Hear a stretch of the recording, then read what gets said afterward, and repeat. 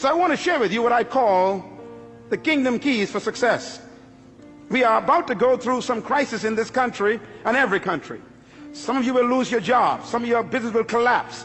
Some of you will have downsizing and right-sizing. Some of you will have problems trying to keep your house. And some of you are going to actually lose your capacity to generate income. And I've been sent here by God, perhaps just among the other leaders, to tell you, look, if you're going to make it through the crisis, you have to focus on management.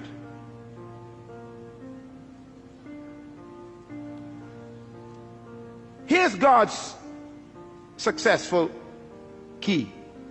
Genesis 1:28 says these words, and the Lord blessed them, and God said unto them, be fruitful and multiply and replenish the earth and subdue it, and have dominion over the fish of the sea, the fowl of the air, and over every living thing that creeps upon the ground. Now, listen carefully, because this is really the heart of God's mandate. In Genesis 1:26, God says these words about you. Let them have dominion over the earth.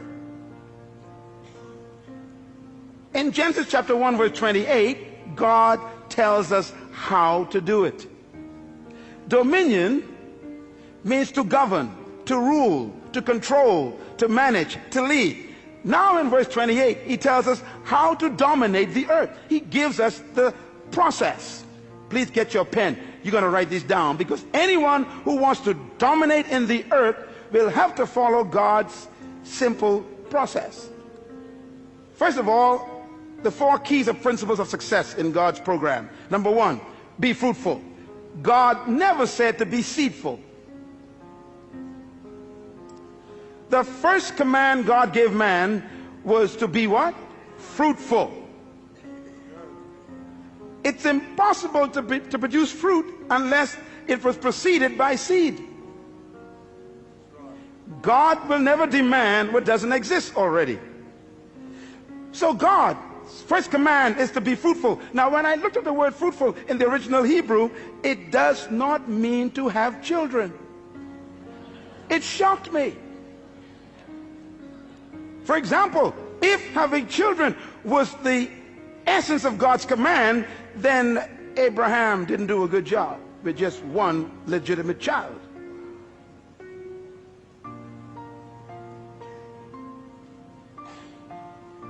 The word fruitful, write it down, it means productive. Be productive. God's first command to humans is be productive. That means produce something. Poverty is the absence of self-production.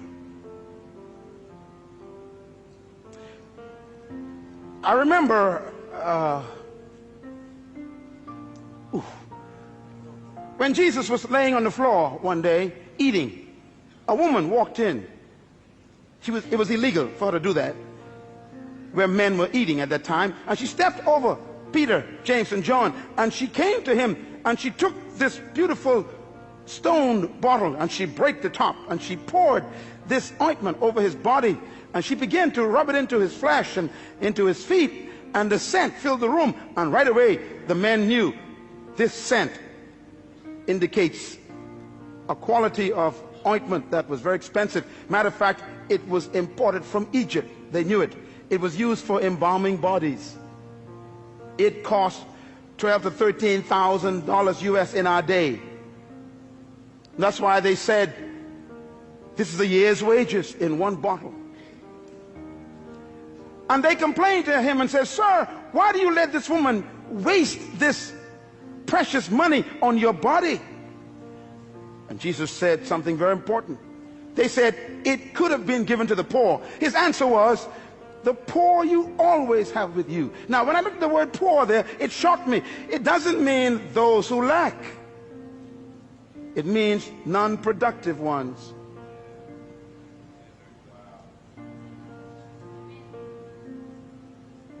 The first command of God is produce. Poverty is when you stop producing. And by the way, stay with me here. God said to Adam, be fruitful. God never gave Adam a chair or a table. He hid them in the trees.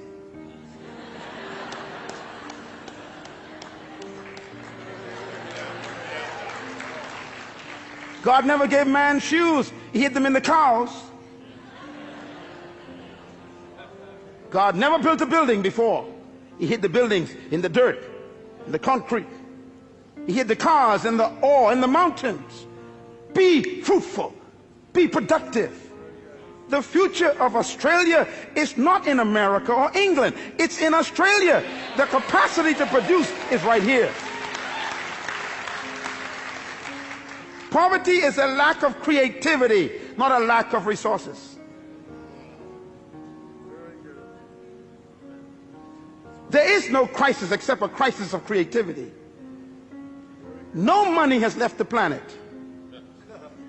No matter what they say around the world, no money went to the moon, no money went to Mars. It's all still here. And it will be attracted to creativity, because crisis creates creativity and innovation. It is those who are productive that will attract resources.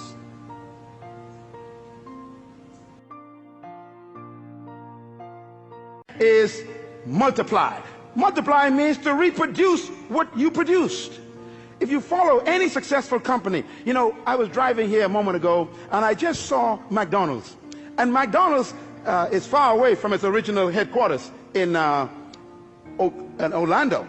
And it's amazing, when you go to McDonald's in any part of the world, it's the same burger.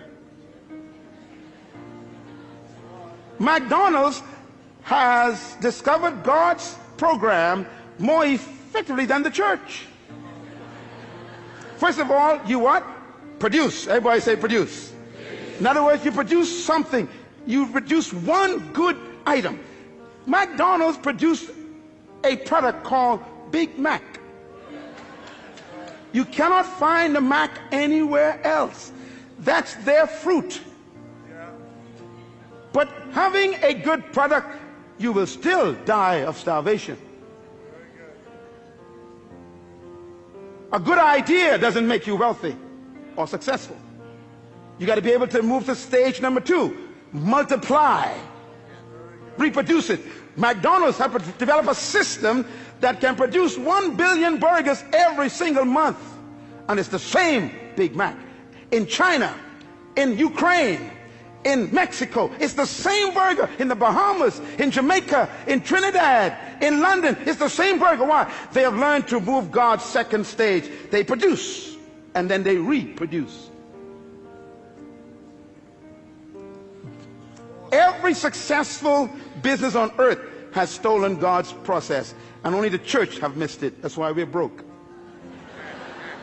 Microsoft, Bill Gates produced one good fruit, and then he put the system in to multiply it. What you cannot reproduce will die. The third command of God is very important. He said replenish. Everybody say replenish. The word replenish means to distribute. You know, it's incredible. God's ideas are all business ideas. Why? You are a manager. No matter how good your product is, and no matter how many times you reproduce it, nothing can destroy a company faster than dead inventory. Come on, businessmen, talk to me.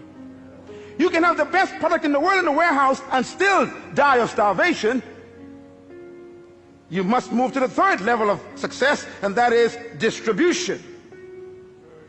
This church was not built by God just to become a good product.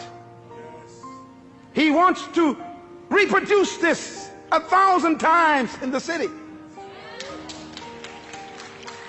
And then he wants to distribute it to other nations of the world.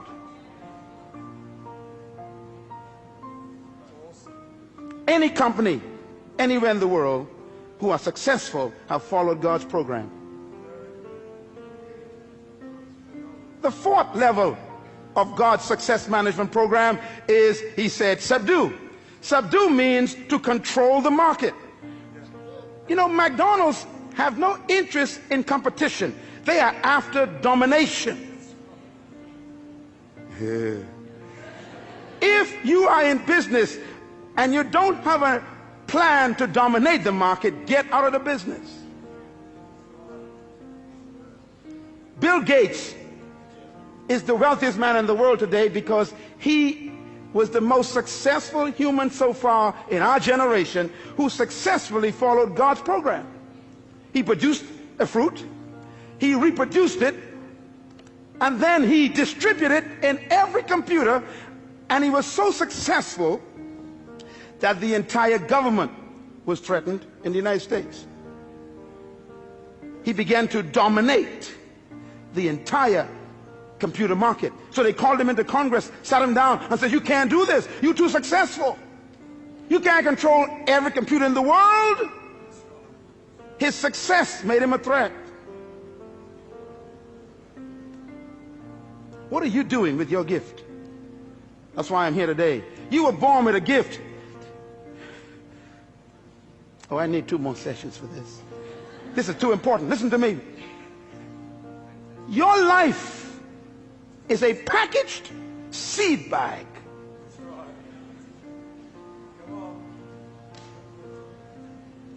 Subdue, control. And God says if you follow these 4 principles, be fruitful, produce your gift, your product, multiply, reproduce it, replenish, distribute it, subdue, control the market, the result will be dominion. Dominion, therefore, is not a pursuit, it's a result.